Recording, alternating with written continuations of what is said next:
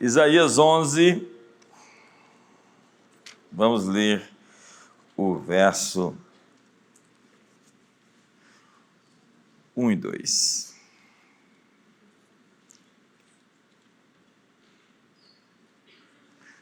Diz assim a Escritura Sagrada: do tronco de Jessé brotará ou sairá um rebento, e das suas raízes um renovo frutificará.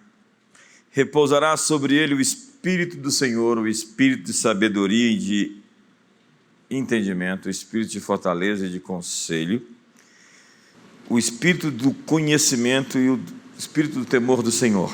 Sabe, o tema dessas 7 semanas que está começando hoje, aqui no CIA e nos camping em outras localidades, é uma nova unção para um novo tempo.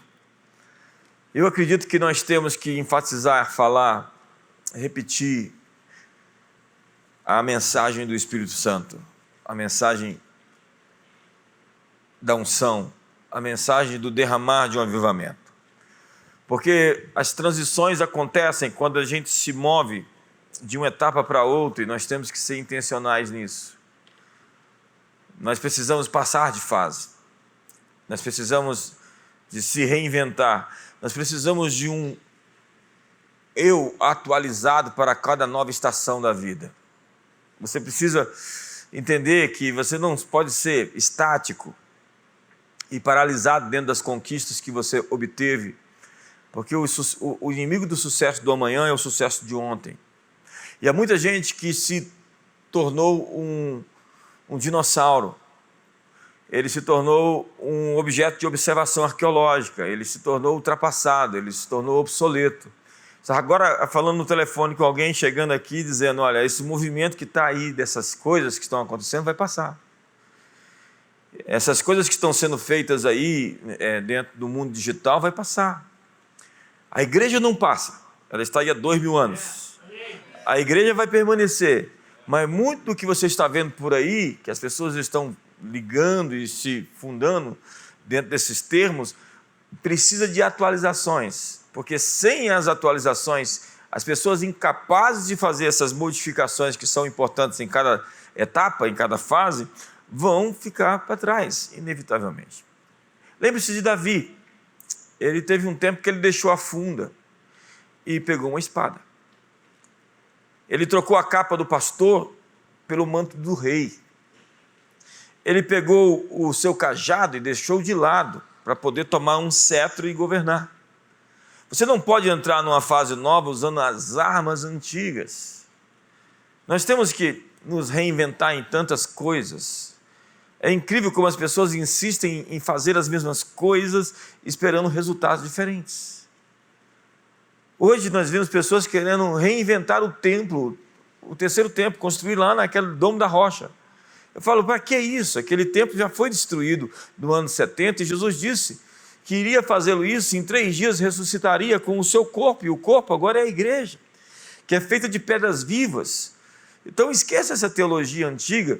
Você não precisa de um terceiro templo físico, porque o templo já existe, somos nós. Então, a Bíblia diz que o sacerdócio de Arão não funciona mais. E Hebreus capítulo 9 diz que essas coisas estão prestes a desaparecer. Eu vim aqui lhe comunicar que muitas coisas que você vê hoje estão prestes a desaparecer. Eu estou nessa estrada há algumas décadas. E eu já vi muitos movimentos desaparecerem. Eu vi o que era a moda. Vou te falar uma coisa assim, sem tentar comprometer muito. Eu chegava em alguns círculos, o pessoal falava: você está na visão? Eu falei: que visão? Não, você está na visão. A visão é uma coisa específica aí que eu não vou abrir aqui. Alguns já sabem o que é a visão. Você está na visão? Eu falei: que visão? A visão de quem? Por quê? Porque era o modismo evangélico da hora. Então, aquele negócio, se você não está na visão, você só pode estar desviado, entendeu? Mas passou, ficou obsoleto, ninguém mais fala disso. Tem muita coisa que vai desaparecer. E nós temos que nos firmar em princípios eternos e saber que nós temos que fazer o dever de casa de se atualizar sempre. Não dá para você chegar daqui a 10 anos sendo a mesma pessoa. Você tem que aprender os princípios que vão governar o mundo em 10 anos.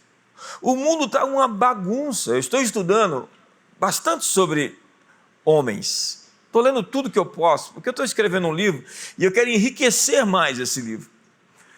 Então, estou lendo bastante, de fato. E quanto mais eu leio, mais eu fico consciente de que o mundo enlouqueceu. Se meu pai voltasse à vida e pudesse observar tudo o que está acontecendo no mundo, ele ia dizer para mim: meu filho, vocês foram abduzidos por extraterrestres. As naves espaciais chegaram e capturaram todos vocês. Os ETs entraram dentro dos corpos humanos e os possuíram. De certa forma é o que está acontecendo, né? É um ZT feio que está por aí. Mas o fato é que o mundo está louco. Mas tem uma coisa: o caos atrai o Espírito Santo. A terra era sem forma e vazia, havia trevas sobre a face do abismo, e o Espírito Santo começa a se mexer, começa a se mover, começa a se movimentar. O caos atrai o Espírito Santo. Podem esses ossos reviver, Ezequiel?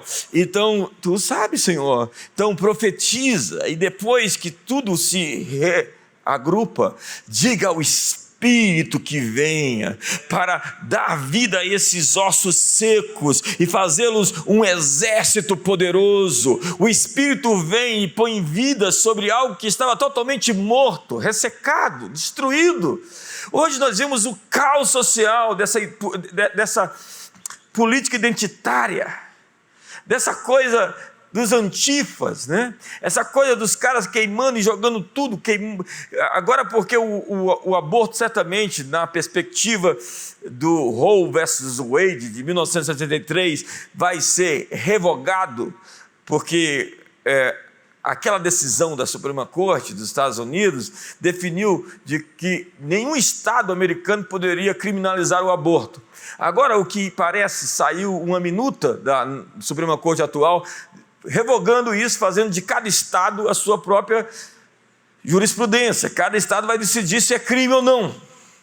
E com isso, teve gente que foi para a rua, indignada, raivosa, xingando, queimando as coisas. Por quê? Porque os bebês inocentes vão nascer.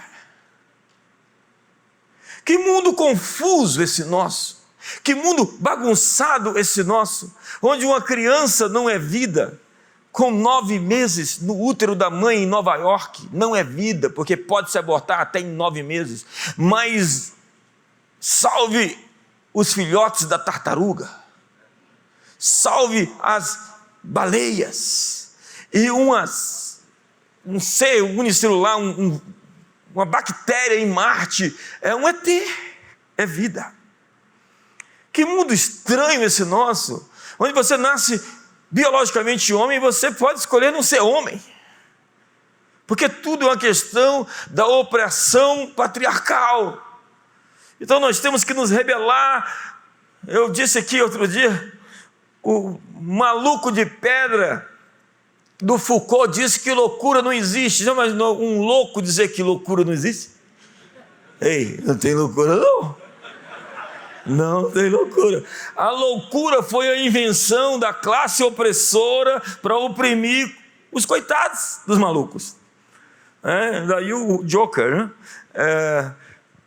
Nós temos que entender o que está acontecendo e saber que no meio desse caos, o Espírito Santo está se movendo, irmão. Olha, no meio dessa bagunça toda, Deus está se mexendo e algo vai acontecer. Esses ossos secos, essa bagunça, esse caos vai se transformar em algo, porque Deus está dizendo na igreja: fala às circunstâncias, diga aos ossos secos, fala ao Espírito que ele venha. Eu pus as minhas palavras na tua boca, eu te cubro com a sombra da minha destra para estender novos céus e nova terra. No meio do caos da terra atual, Deus está trazendo uma nova cortina, uma nova plástica, não somente a plástica, mas a estrutura, a essência. Me ajuda aí. O sacerdócio de Arão passou, os sacrifícios não existem mais, nossa ordem sacerdotal é de Melquisedeque. que não tem início nem fim. Ser cheio do Espírito Santo não é uma experiência única que você tem na vida, mas é uma experiência em andamento. Eu me preocupo com pessoas que celebram o passado, que têm saudades do passado, de como o passado era bom. Você está doente. Se você tem assim, saudosismo do passado, é porque você está realmente frio. Porque nós tivemos uma experiência com Deus e estamos caminhando para a próxima experiência com Deus e queremos ter novas experiências com Deus. Eu fui cheio do Espírito Santo um dia e quero ser cheio do Espírito Santo de novo e de novo e de novo. Por quê? Porque todos nós vazamos. Você precisa de uma experiência com Deus. Ei, sua experiência com Deus está desatualizada. Está vencida. Você precisa de uma nova experiência, de um novo encontro. Você precisa de um arrebatamento. Você precisa de sonhos proféticos. Você precisa de ativações. Você precisa de visitação de anjos. Você precisa de uma glória vindo sobre você. E você falar: o que está acontecendo? Quando nos convertemos, nós recebemos uma porção de Deus em nossa vida.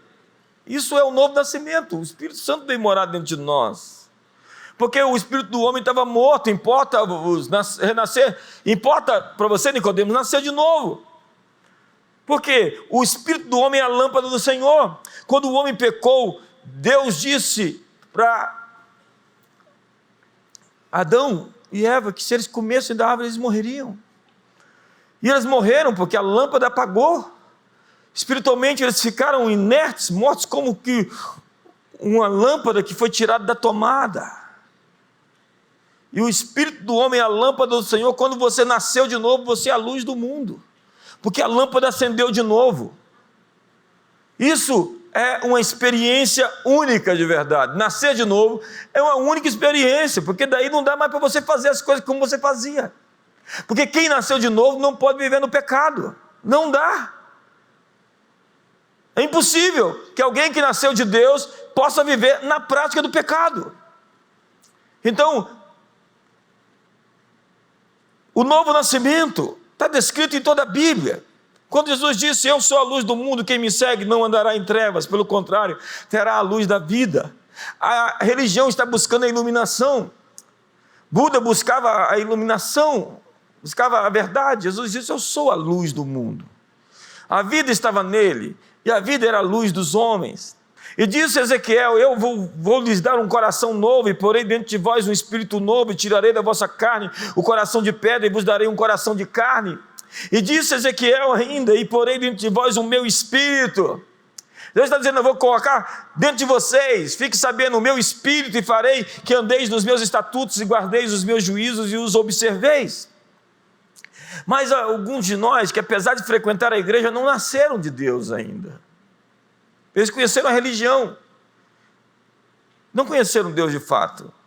Porque nascer de novo significa romper os laços com o pecado. Significa fazer uma travessia. Depois do novo nascimento, não dá para viver no erro. Existe agora no norte uma bússola, um guia, uma orientação que me dirige. Não é que eu não seja tentado. Somos todos tentados. Mas o Espírito que habita em nós é maior do que aquele que está no mundo.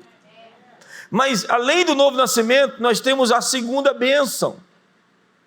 Nós temos a promessa do que o Espírito viria sobre toda a carne. E na minha história houve várias vezes que Deus me visitou, e todas as vezes eu saí transformado. Eu entrei em crise com aquele movimento de cair no Espírito. Eu acredito que essas coisas acontecem. Mas muita gente caía, não, se jogava, né? E caía e não levantava diferente, porque para mim, se caiu no Espírito, levanta diferente, vai andar no Espírito.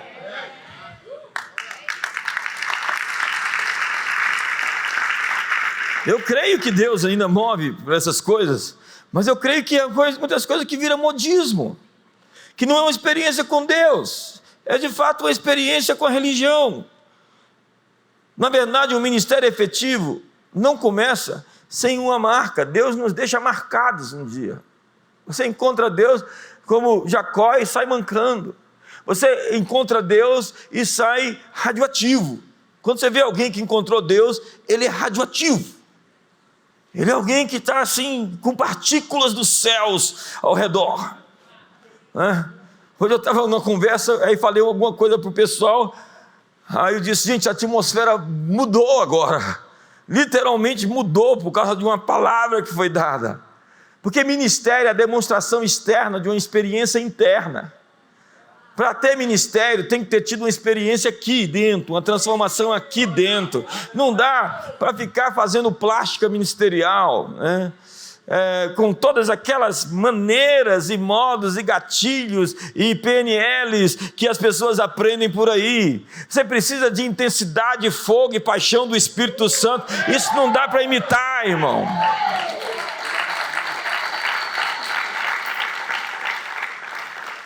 Porque junto com o seu chamado sempre tem uma visitação.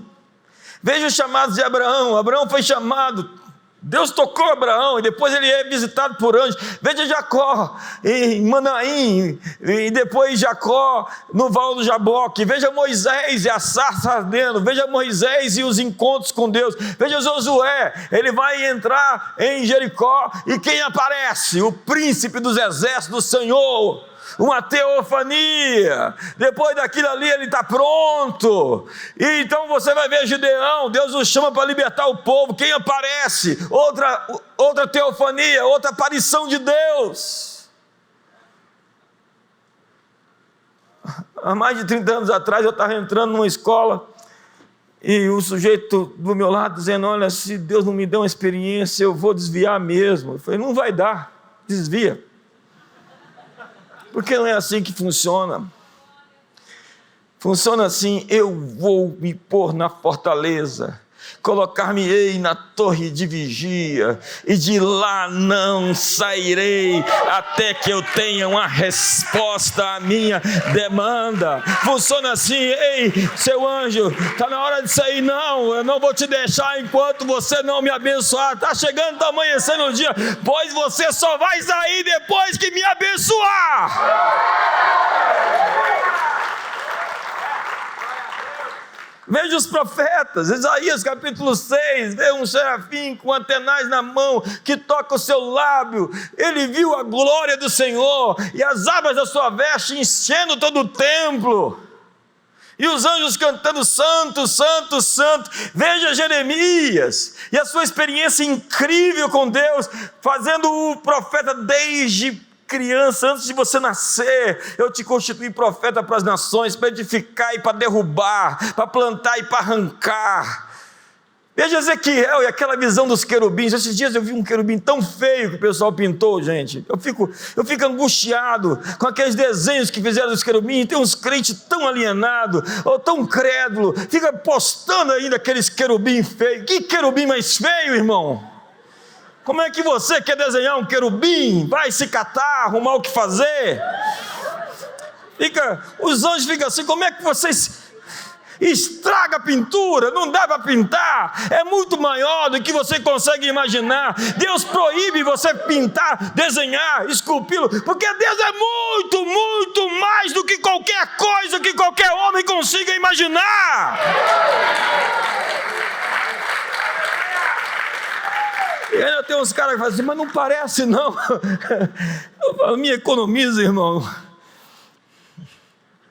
E vai lá aqueles anjos, né? Aqueles seres com rosto de leão, rosto de águia, rosto de bezerro e rosto de homem, com uma roda dentro de roda, uma roda dentro de roda, uma roda dentro de roda, conectada sem fio. O espírito das rodas estava sobre o ser vivente, não tinha conexão de fio, era a internet das coisas. É isso aí, você entendeu tudo. Não dá para explicar, é muito além, é muito mais avançado, é um mundo muito tecnológico, irmão.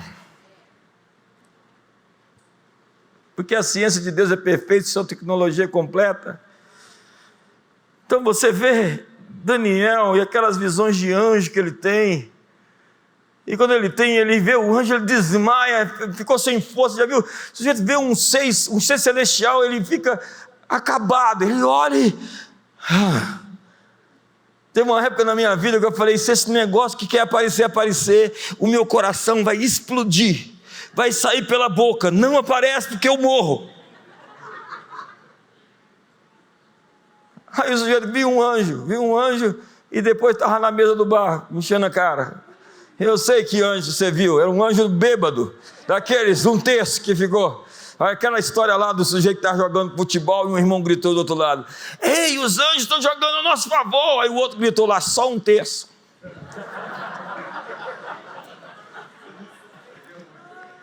Olha Paulo e o seu encontro em Damasco, uma luz brilhou, o sol ficou opaco, o sol ficou pálido, porque algo verdadeiramente luminoso apareceu no caminho de Damasco e deixou ele cego 3 dias, e só enxergou porque as mãos de um leigo chamado Ananias foram postas sobre ele, para que ele aprendesse que o evangelho é simples, para pessoas que realmente não perderam a simplicidade de Cristo. Pensemos em Charles Finney, pensemos em Dwight Moody, sabe, mas hoje é tão incrível, porque as pessoas elas estão tão racionalizadas, tão ensimesmadas, tão assombradas,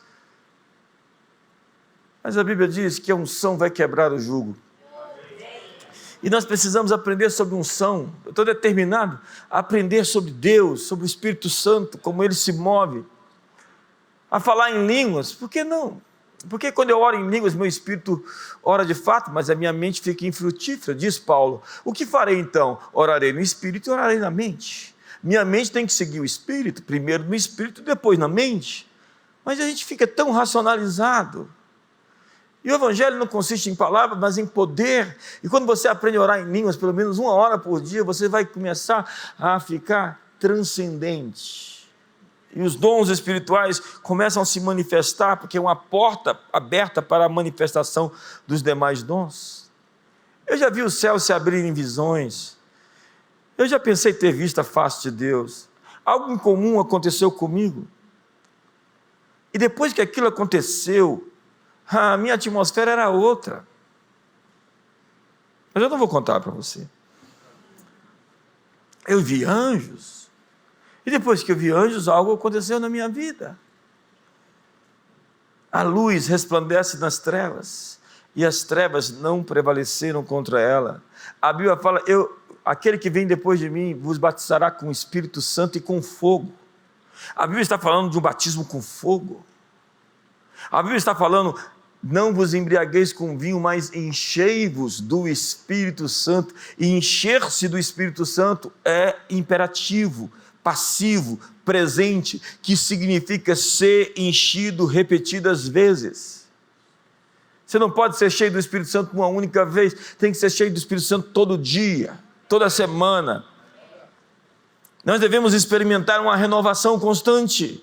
Nós temos que estar num processo de renovação, mas o que me impede de ter uma renovação é a fome.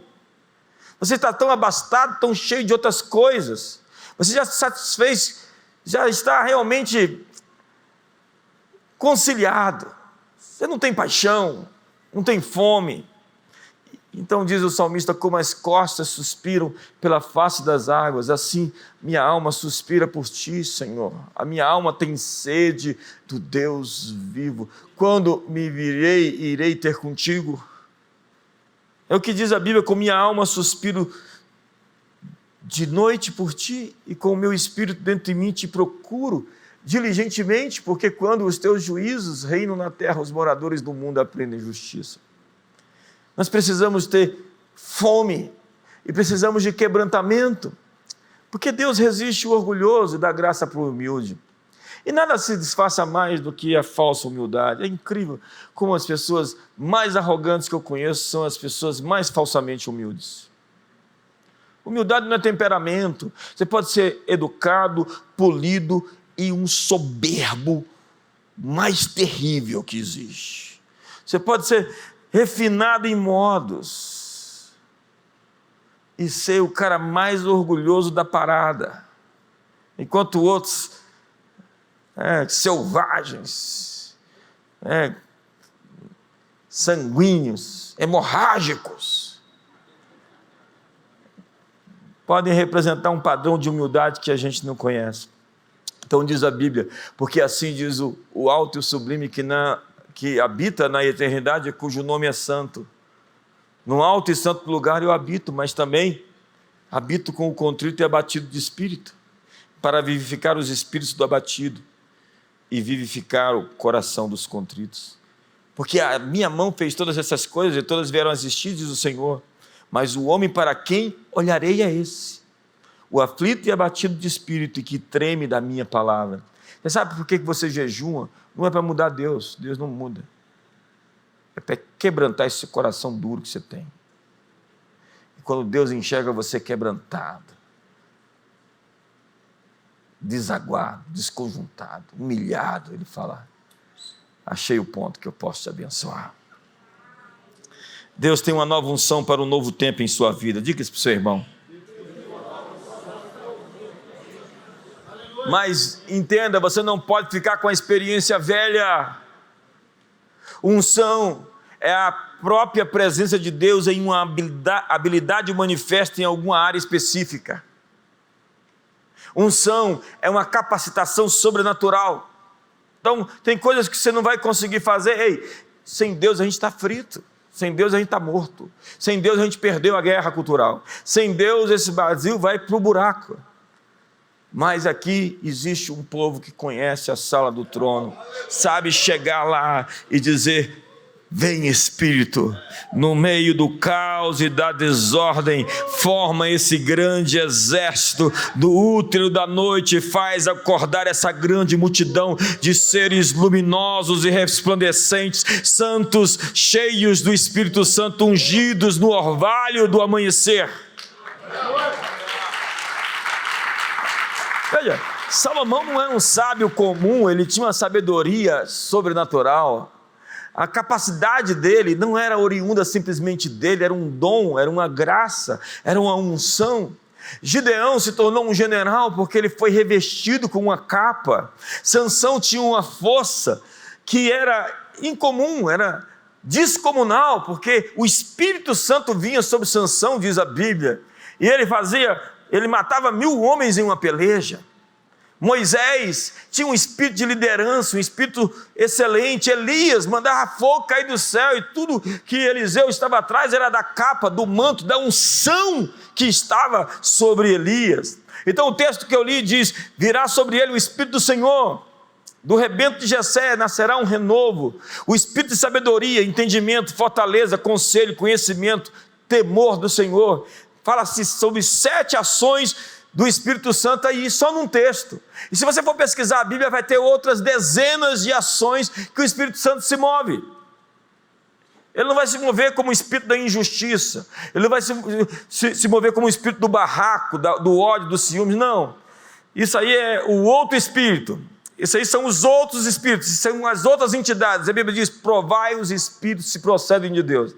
Alguém me perguntou esses dias: mas você, quando fala do ministério profético, você não está julgando o profeta ao invés da profecia? Não, estou julgando os frutos daqueles que se definem como profetas, que encarnam o Balaão da Bíblia, que encarnam a Jezabel da Bíblia, que encarnam a Pitonisa da Bíblia, que encarnam Simão o mágico. Então eles são o modelo referencial, o arquétipo vivo, presente, tangível e presente hoje em muitas comunidades cristãs, daqueles que morreram, mas que estão hoje bem representados por essas pessoas que resolveram incorporar o mesmo espírito, a mesma entidade. Um é só o Espírito, mas há muitas manifestações. A uns é dada a palavra do conhecimento, a outros a palavra da sabedoria, discernimento de espíritos, dom de língua, interpretação, profecia, operação de milagres, fé, curas. Nós estamos falando de várias manifestações que o Espírito Santo pode ter, e a minha habilidade ou inabilidade como um pregador é reconhecer ou não o que o Espírito Santo está querendo fazer naquele dia. Porque eu não estou no comando, ele está no comando. O Espírito Santo não se submete a pregador, a ministro de louvor, a cantor, essa turma aí que eu não quero nem falar quem é. O Espírito Santo é o dono do negócio. O Espírito Santo está na liderança. A gente quer seguir o Espírito Santo. Para onde o Senhor está indo, a gente vai onde o Senhor for. Quantos estão comigo aqui, em nome de Jesus? E diz o profeta Miqueias: eu, porém, estou cheio do poder do Espírito do Senhor, cheio de juízo e de força para declarar a Jacó a sua transgressão e a Israel o seu pecado. Então diz a Bíblia, quando o Senhor lavar a imundícia das filhas de Sião e limpar Jerusalém da culpa do sangue do meio dela, com espírito de justiça e com espírito purificador. Senhor, nós queremos espírito de justiça e purificador no Brasil. Deus disse sim. E será o espírito de justiça para os que se assentam a julgar, e fortaleza para os que fazem recuar o assalto contra as portas. Quando Deus nos defende, quando Deus sai na frente, quando Deus peleja por nós. Lembre-se de Saul. Saul foi cheio do Espírito Santo. E Samuel disse: o Espírito do Senhor se apossará de ti, e você vai profetizar com eles, e tu serás mudado em um outro homem. Saul esteve entre os profetas, diz a Bíblia. Até Saul profetizou, porque esse negócio de profetizar é um negócio que pega. Se você entrar num ambiente profético, você nunca profetizou e começa a profetizar. Mas o problema é que você pensa que você é o cara porque começou a profetizar. Mas você não lembra que a mula de Balaão também profetizava. E quando você vê qualquer pessoa em atitude de superioridade porque está profetizando, você está vendo a submula, pior do que a mula de Balaão, porque nem a mula ficou arrogante, e o coitado pensa que é sobre ele. Não, não é sobre você. Quem profetiza não é superior a quem recebe uma palavra profética. Se você vê esse espírito, você sabe que tem boi na linha. Boi não, cascavel, serpente. Orgulho e ministério profético é água no óleo. Você vê, Saul teve uma experiência de profetizar, foi mudado num outro homem, mas não teve uma continuidade na transformação. Então, no capítulo 16, tendo-se retirado de Saul o Espírito do Senhor, da parte deste um espírito maligno o atormentava. O que fez que o Espírito do Senhor deixasse Saul e o outro o atormentasse? E diz a Bíblia que tomou Samuel o chifre do azeite e o ungiu no meio dos seus irmãos, e daquele dia em diante o Espírito do Senhor se apossou de Davi. Eu quero essa palavra. O Espírito do Senhor se apossou do JB. Diga comigo: o Espírito do Senhor se apossou do JB. É isso aí. É isso aí. E aí Davi comete um erro, terrível erro. E ele, esperto, ele já vai no ponto, ele diz: não me repulses da tua presença, nem retires de mim o teu Santo Espírito.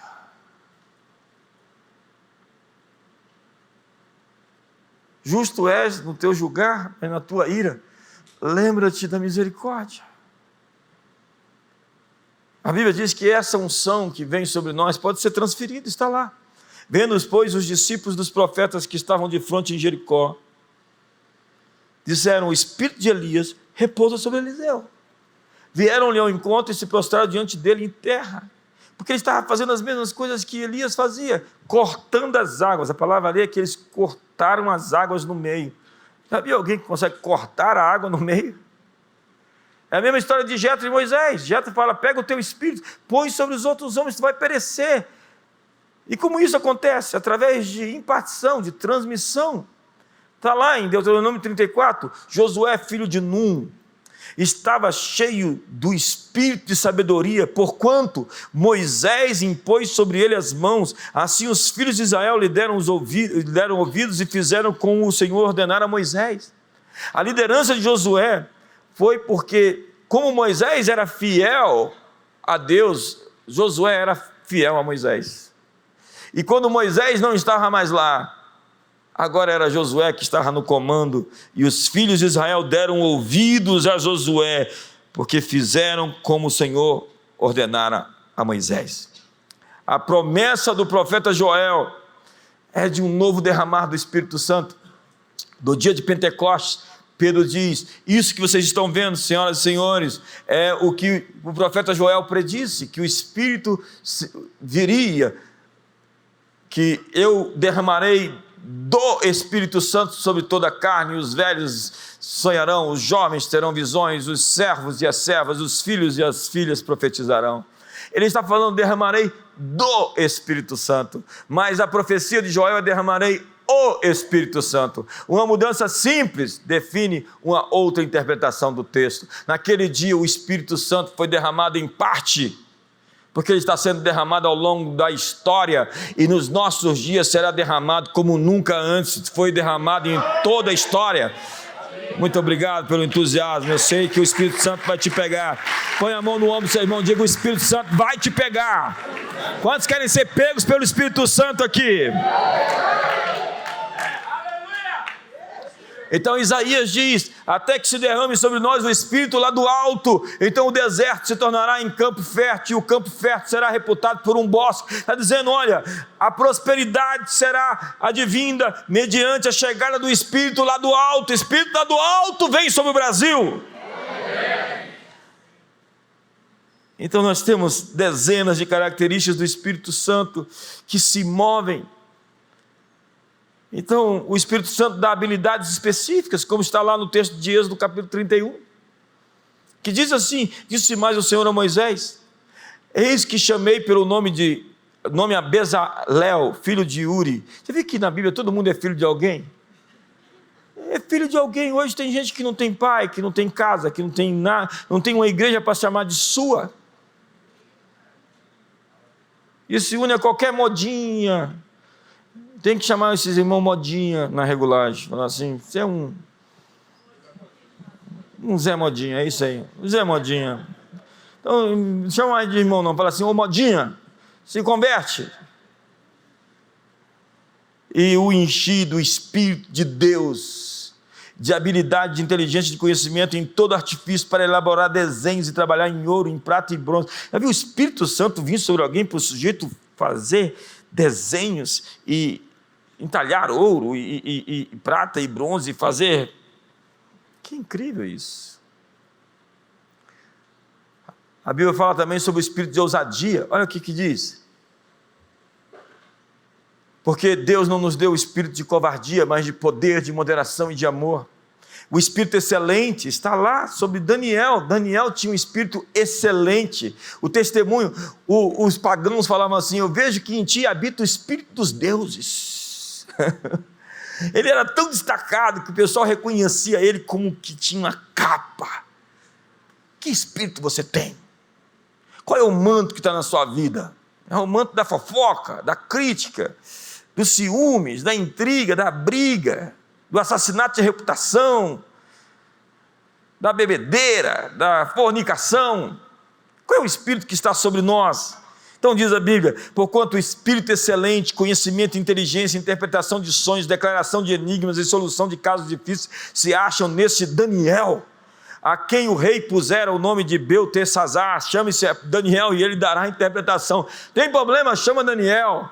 Tem crise? Chama Daniel. Onde é que está Daniel? Acha Daniel. É aquele negócio lá, aquela confusão do Armagedon, do Missão Impossível. Tem uma confusão, tem um sujeito ali que resolve. Onde é que ele está? Está lá no CIA, na Comunidade das Nações. Procura ele.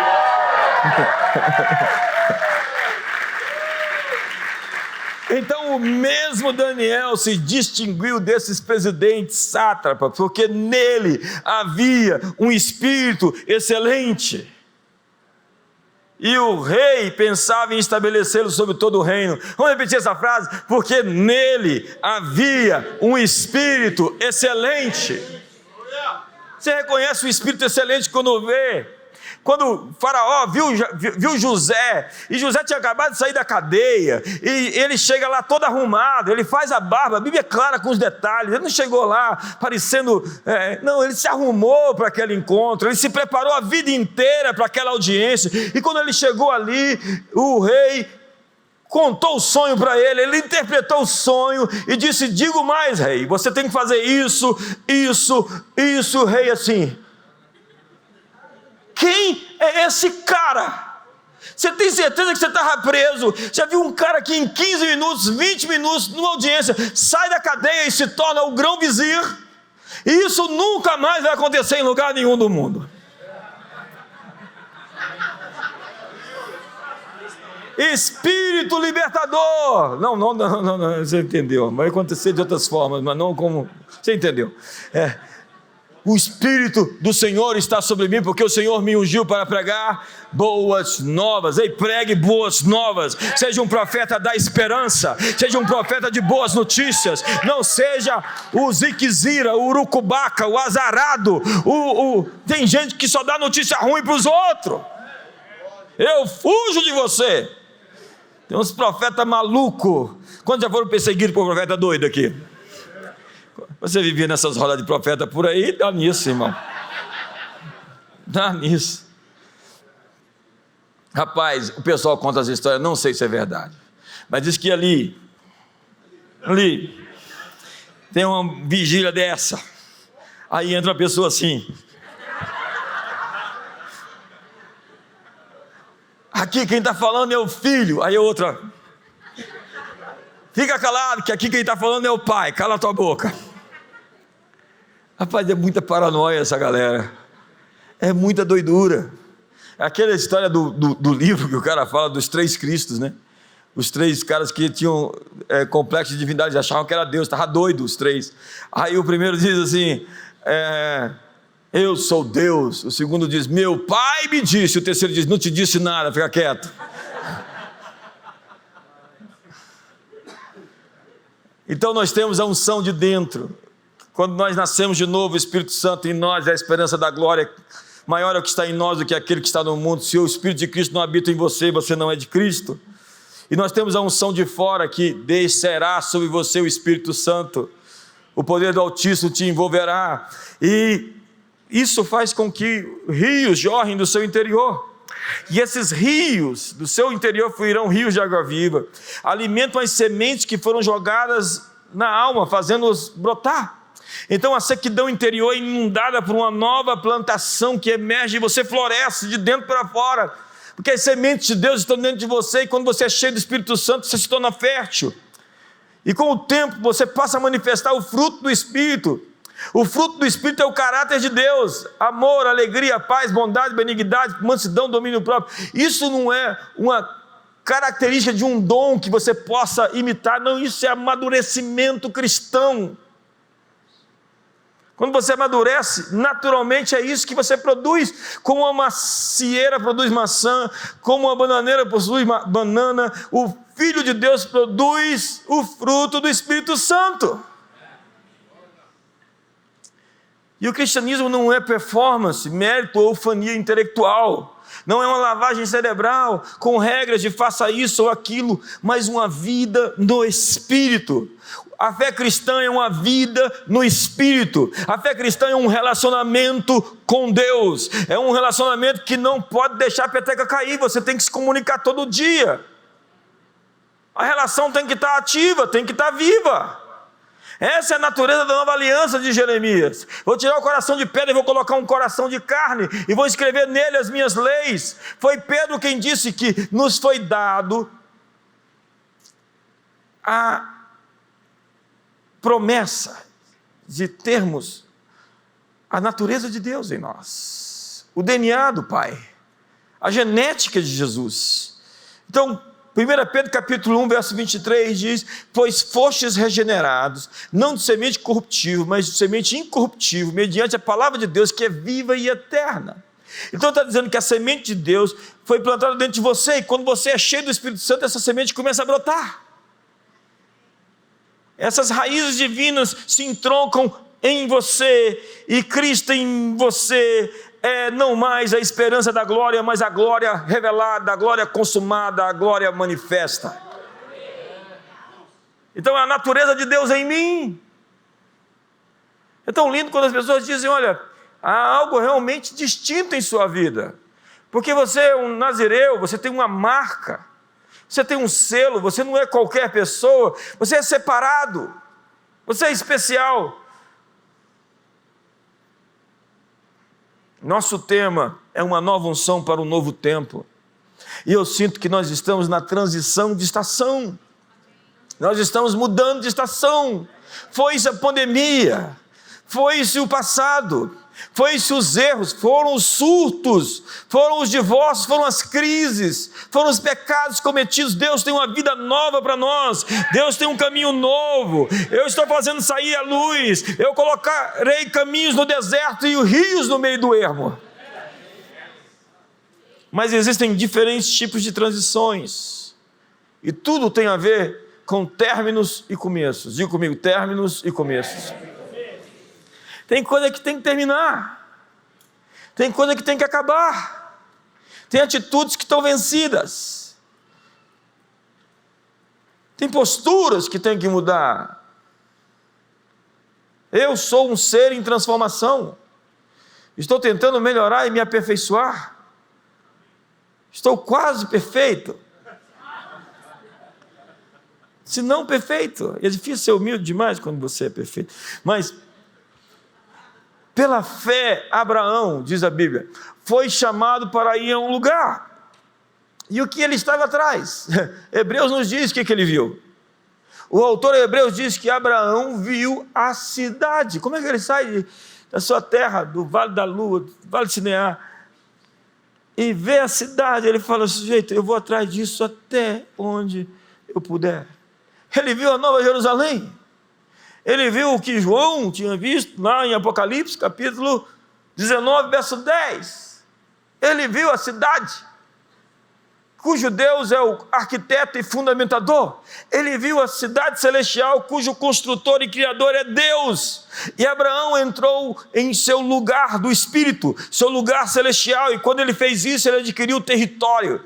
Quando ele perseguiu a cidade, ele adquiriu riquezas, ele adquiriu vitórias em seu lugar natural, onde a sua herança física foi manifesta, porque ele estava perseguindo a cidade.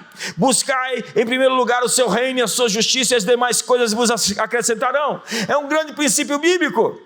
Seu lugar terreno é acessado através do seu lugar celestial. Conquiste um lugar no Espírito, conquiste um lugar na oração, conquiste um lugar diante de Deus, conquiste um espaço nos seus sonhos, para que Deus venha visitar você com produções, com cinemas do céu, com revelações, com visões, com profecias. Conquiste um lugar no Espírito, persiga a cidade, veja a cidade, construa o que você viu.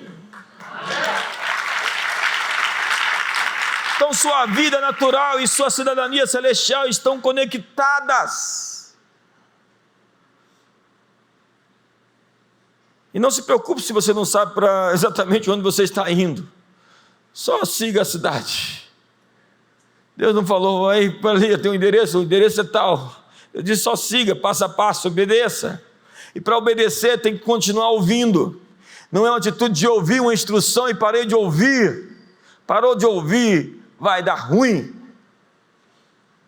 Não me interessa o seu passado religioso, como você era inspirado, cheio do Espírito Santo. Eu quero saber se você vai continuar sendo inspirado, cheio do Espírito Santo. Uma vez eu falei de um cara que foi um grande pregador, um dos grandes pregadores que já existiu nesse mundo e que apostatou. E alguém me disse, olha, o diabo não é lembrado nos céus pelas obras que ele fez lá. Então esqueça, não é como você começa, é como você termina que é importante. Como você vai terminar? Não venha me dizer o que você fez, venha me dizer o que você vai continuar fazendo. Venha me dizer como é que você vai continuar sendo puro e santo. E eu vou terminar. Isso já foi fraco. Eu vou terminar.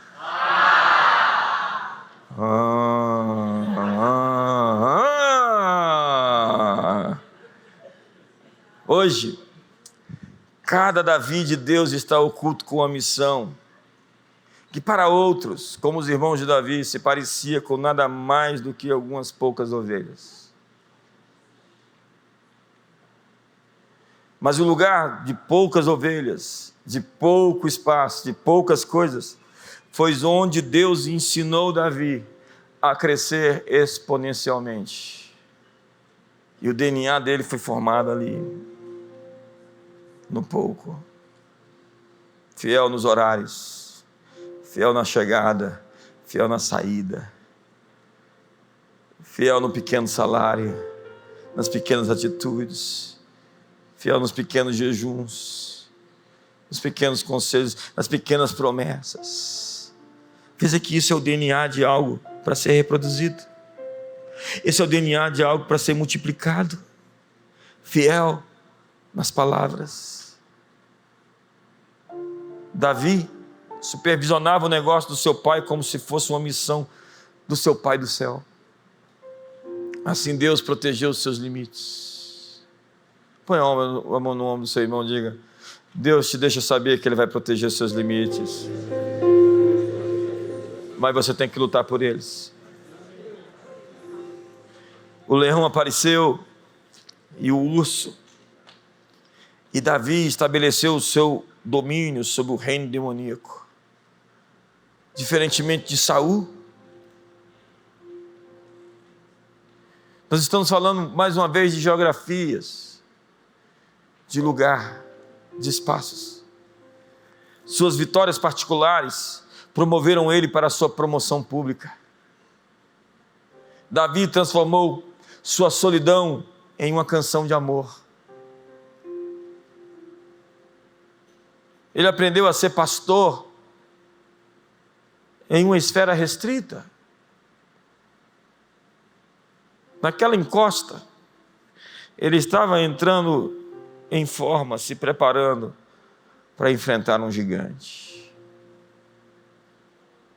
Não importa quão pequena é a sua esfera presente, crie o DNA, crie a genética certa. Quando Deus olhou para Davi e falou: eu preciso multiplicar esse menino. Ele é tão fiel na empresinha do pai dele, ele tem que ser rei de Israel. Ele é tão fiel no pequeno, que eu tenho que lhe dar mais para administrar. Então avance contra o leão e o urso do seu interior. Às vezes o leão e o urso estão dentro de você, a luxúria. Te engolir, a raiva. Gente com problema de ira, ansiedade, a culpa, as desculpas, ou a preguiça, que já não é nem um leão no urso, é um bicho preguiça que te possuiu.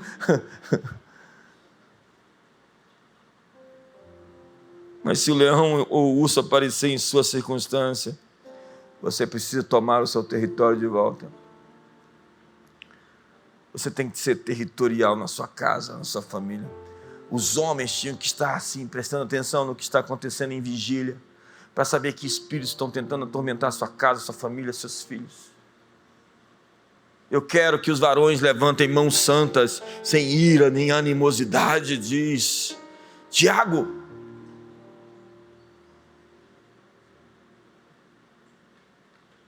Você foi feito para fluir com uma habitação divina que vem do céu. Então diz Romanos 11, verso 36, porque dele, o designer, a ele a finalidade, o fim de tudo é ele, é para ele, e através dele é a unção são todas as coisas, é a capa, é quando você veste a capacitação, é quando você tem um manto do super-herói, é quando você tem a capa para voar, é quando você tem superpoderes para entender as nuances, as motivações, os sentimentos, os pensamentos que estão presentes. Então você consegue saber que tem um arranhão no espírito, ou que tem um alinhamento. Nós estaríamos fritos se nós não tivéssemos as ferramentas dadas por Deus para fazer o que fomos chamados a fazer. Deus tem uma nova unção para você, porque Ele tem uma nova estação, e essa estação é cheia de frutos. Você veio aqui hoje para vestir uma capa. Fique de pé.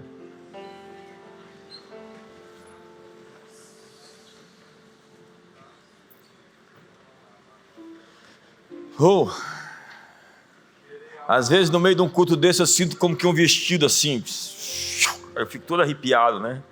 uma capa cai assim. Eu falo, uau, obrigado, Jesus. Novo terno. Deus tem algo para você fazer. E você não consegue fazer isso sem Ele. E o que Ele faz é colocar sobre você um manto. Com ferramentas e instrumentos. Eu vejo pessoas aqui que vão expandir muito. Porque o Senhor aprovou o seu coração. Aprovou o seu espírito de excelência. Eu vejo gente aqui que vai encontrar o casamento certo, porque soube esperar. Guardou seu coração e Deus guardou a pessoa. E está guardando. Eu vejo gente aqui que vai ser visitada pela graça. Que não foi nem porque você fez nada. Mas é porque seu pai é o seu pai. E ele é bom além de qualquer palavra. Além de qualquer definição. Então receba graça hoje. Receba o favor. Receba a sua bondade. Ele está colocando um crédito na sua conta. Falando, eu quero confiar em você. Ainda que você não foi confiável até aqui. Eu estou depositando crédito. E crédito. E crédito. E a partir de agora, faça o que é certo. Receba hoje o manto para um novo tempo. Durante 7 semanas nós vamos estar aqui com essa ênfase. Uma nova unção para uma nova estação. E nós vamos terminar exatamente na semana do Modeladas, do Hombridade. Porque é ali que você vai maximizar aquilo que você está recebendo nessas 7 semanas. Convide outras pessoas para vir participar. Nós vamos ter aqui durante esses dias o Cláudio Duarte. Nós vamos ter aqui vários pregadores. Vão ser tempos incríveis. Todas as quinta-feiras no CIA. Você que está nos assistindo pela internet, que voltou da pandemia até hoje, eu quero dizer, Deus está dizendo a você, venha para a minha casa, a minha presença, para a comunhão, para a Assembleia dos Santos, para a reunião onde eu derramo a minha bênção. E você que está aqui, convide outras pessoas para vir nas quintas aqui, ou nas quartas-feiras em algumas das nossas igrejas na cidade. Pai, batiza com o Espírito Santo. Batiza com fogo. Dá experiências incomuns com anjos. Dá experiências realmente transcendentes. Põe esse fogo na alma. Põe essa paixão no coração. Eu vejo Deus transformando contratos de aluguéis. Eu vejo literalmente isso. Deus transformando contratos de aluguéis em escrituras.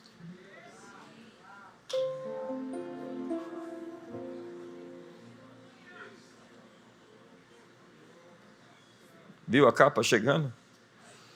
Viu esse manto? O Espírito Santo está te pegando hoje. E Ele está colocando ordem no caos da sua vida emocional. O Pai está aqui, o Filho, o Espírito. Sim, há algo nessa atmosfera. E Ele está quebrando a dureza do Espírito. A altivez, a rebelião, a amargura. Sua bondade está aqui.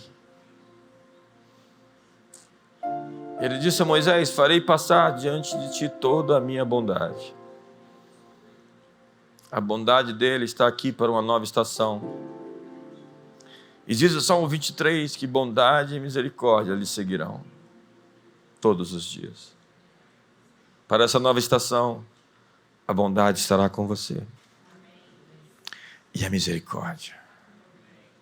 E a fidelidade. Reconhece o Senhor em todos os teus caminhos, Ele endireitará as suas veredas. Siga o Espírito Santo. Receba essa capa. Pai, uma nova unção para um novo tempo. Que enquanto dormimos, acordados, dirigindo, no chuveiro, nas ruas, nas praças, no trabalho, possamos ser alcançados, tocados pela Tua presença. Que o amor de Deus, a graça de Jesus, a comunhão do Espírito Santo seja sobre todos. Uma ótima noite.